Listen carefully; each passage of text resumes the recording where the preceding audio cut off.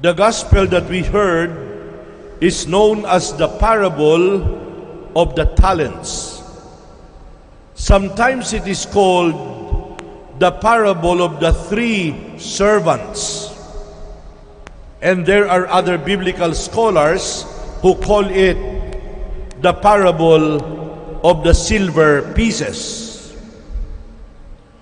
Today, my dear brothers and sisters, is the last ordinary Sunday in our liturgical season.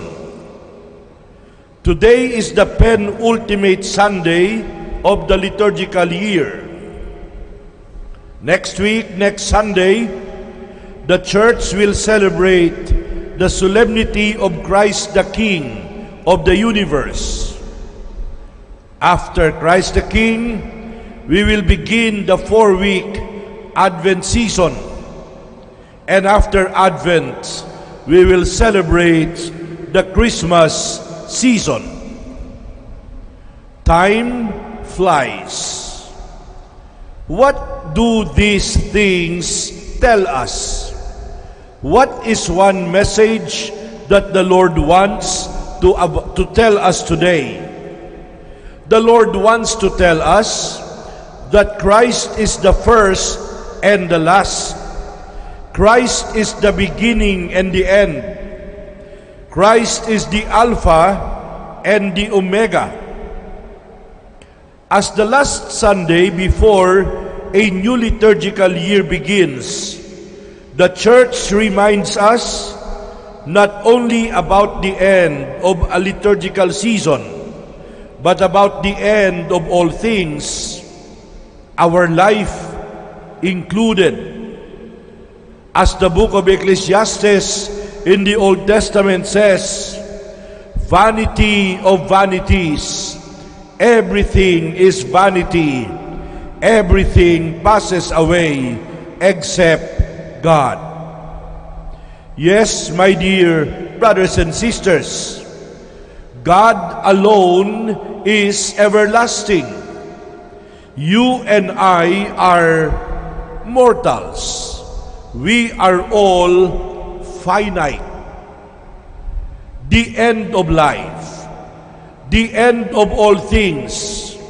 This is the theme in our liturgy today. We focus our attention on what is called in theology as the eschaton. What do you mean by the eschaton? It's a foreign sounding word. The eschaton refers to the last things. The eschaton refers to the last realities. What are the last realities? Death, afterlife, judgment, parousia or the day of the Lord, and finally reward and punishment. My dear friends, as St. Paul says in the Gospel in the second reading today, death may come like a thief in the night. The Gospel today pinpoints to us the ultimate purpose of our life. The Gospel wants to remind us that God has given us so much.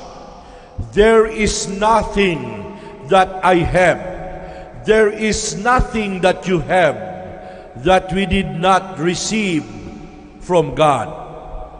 The Lord has blessed us with numerous gifts: our life, our faith, our family, our friends, our health, our education, our work, our vocation, our potentials, our time, our youth, and even our senior years.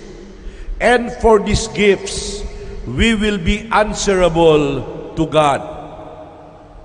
My dear brothers and sisters, whether we admit it or not, we still receive today grace upon grace, favor upon favor, in spite of the seemingly endless and tragic events that happened to us and to the world in the year 2020. Some people call 2020 annus horribilis, meaning to say it is a horrible year. That is why let us look forward to a much better 2021, and let us hope and pray that it will be a different year. It will be a brighter year. It will not be another annus horribilis or horrible year, but it will be annus mirabilis or wonderful year. The Lord has blessed each one of us with so much, with talents, our life again, our health, our natural intelligence, our physical and spiritual capabilities, and our countless opportunities. These are our talents. They are our silver pieces. How well do we use these talents? Or are we wasting our silver pieces? Aside from this, we are also reminded that there are talents of the heart. What are some talents of the heart? Do we use them? Do we practice them? Some talents of the heart are charity or kindness, mercy or compassion, gentleness, serenity, calmness, forgiveness, gratitude, joy, and many more. Do we also cultivate the talents of the heart? My dear brothers and sisters, the parable contains words of advice for the interim period between the resurrection of Christ and His final return. Jesus urges the responsible use of the goods the Master has entrusted to each individual. Someday, God will call us to give an accounting of our silver pieces. At the end of our life, we hope to hear the same words the Master in the parable said to the wise and faithful servant. Well done, my good and faithful servant. You were faithful in small matters. Come and share your Master's joy. Let us examine our conscience. Are we making good use of our talents? Are we like the servant who made them bear fruits? Or are we like the servant who buried them? My dear brothers and sisters, life is short. Let us give the best of our life to God.